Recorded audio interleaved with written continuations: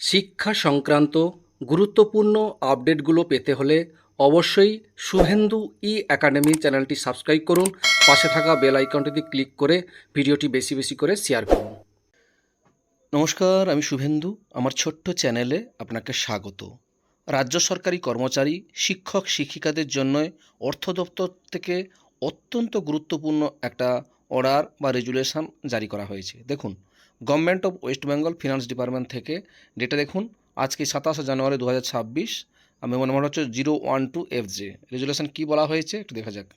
বলা হয়েছে, the governor is please to decided that during the period from 1/1/2026 to 31/3/2026 accumulation at the credit of the subscriber to general provident fund and other similar funds under the administrative control of the government of West Bengal shall carry interest at the rate of 7.1 per annum. The rate will be forced during the financial year 2025-26 for the period from 1/1/2026 to 31/3/2026.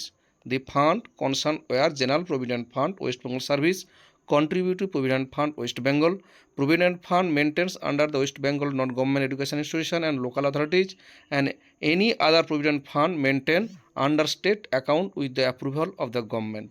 যে এখানে যে বিষয়টি বলা হয়েছে আপনাদের সঙ্গে share করতে চাই, এখানে বলা হয়েছে 2025-26 অর্থ বছরের 1/1/2026 থেকে 31/3/2026 পর্যন্ত সমস্ত প্রভিডেন্ট ফান্ডের জন্য, অর্থাৎ general provident fund, contribute provident fund, সমস্ত ফান্ডের জন্য 7.1% ইন্টারেস্ট রাখা হয়েছে। সেই সংক্রান্ত গুরুত্বপূর্ণ অর্থ দপ্তর থেকে অর্ডার জারি করা হয়েছে, সেটাই আপনাদের সঙ্গে শেয়ার করলাম।